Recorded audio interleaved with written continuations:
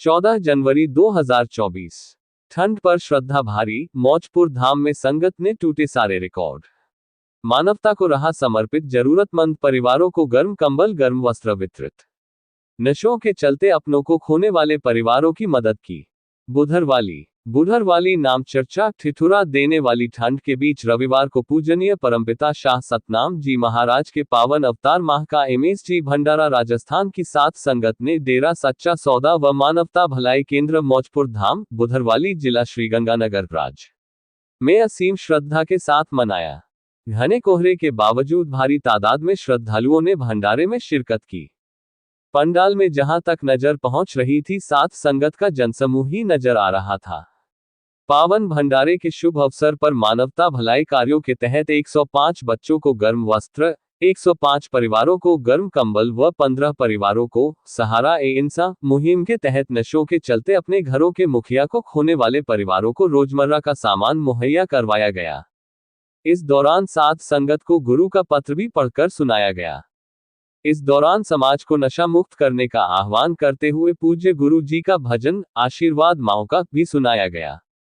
बुधरवाली नाम चर्चा 85 मेंबर सोहन लाल नागपाल व हरीश इंसा ने संयुक्त रूप से बताया कि दोपहर 12 बजे धन धन सतगुरु तेरा ही आसरा के इलाही नारे के साथ राजस्थान के पावन एमएसजी भंडारे का आगाज हुआ। इसके पश्चात कविराजों ने सतगुरु जी महिमा का गुणगान करते भजन शब्दों के माध्यम से समा बांध दिया। हार्ट कंपा देने वाली सर्दी के बावजूद भारी तादाद में उमड़ी सात संगत ने नाच गाकर अपनी खुशी का इजहार किया। सात संगत के भारी उत्साह के समक्ष विशाल पंडाल भी छोटा पड़ता नजर आया। जहां तक नजर दौड़ रही थी, सात संगत का विशाल जनसमूह ही नजर आ रहा था। इस अवसर पर सच्चे रूहानी रहबर पूज्य गुरु संत डॉक्टर गुरमीत राम रहीम सिंह जी इंसा के पावन वचनों का बड़ी बड़ी स्क्रीनों के माध्यम से प्रसारण किया गया। सात संगत ने पूज्य गुरु जी के अनमोल वचनों को एकाग्रचित होकर श्रवण किया। पावन भंडारे के दौरान ट्रैफिक, लंगर, भोजन, पेयजल, सफाई सहित विभिन्न समितियों के सेवादारों ने बखूबी अपनी सेवाएं निभाई। पावन भंडारे की समाप्ति पर आई हुई सात संगत को सेवादारों ने कुछ ही मिनटों में लंगर, भोजन और प्रसाद वितरित कर दिया। पूज्य गुरु संत डॉक्टर गुरमीत राम रहीम सिंह जी इंसा ने फरमाया कि ये सच्चा सौदा एक ऐसी बेमिसाल मिसाल बना है, जिसने ऐसे ऐसे घरों को जो नरक के मानिंद बन गए थे, स्वर्ग में बदल दिया। ऐसे ऐसे परिवारों को जिनके घर में 2 समय का खाना भी नसीब नहीं होता था, सारी मस्ताना जी दाता रहबर के सच्चे सौदे ने आज उनको जहाजों पर सैर करवा दी।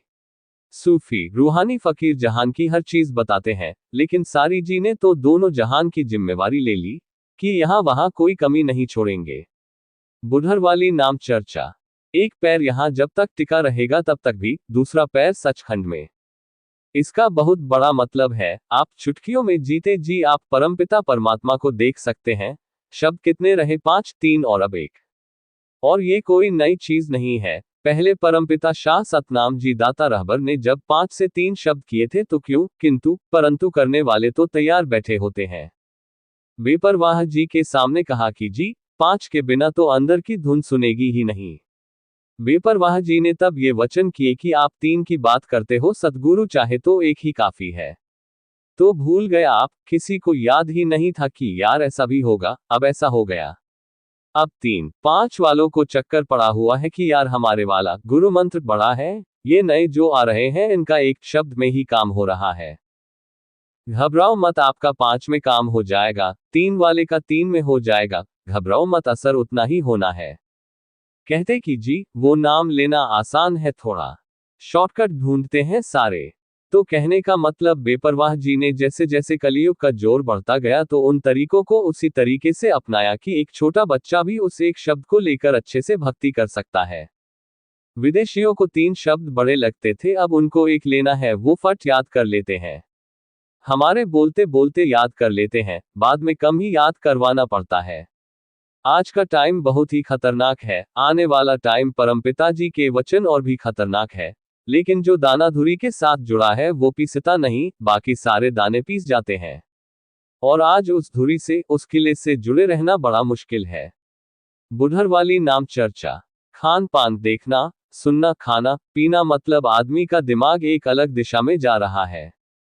क्योंकि कलयुग यौवन पर नहीं बल्कि पीक पर है। मतलब आदमी को लगता है कि भक्ति क्या फिजूल की बातें हैं।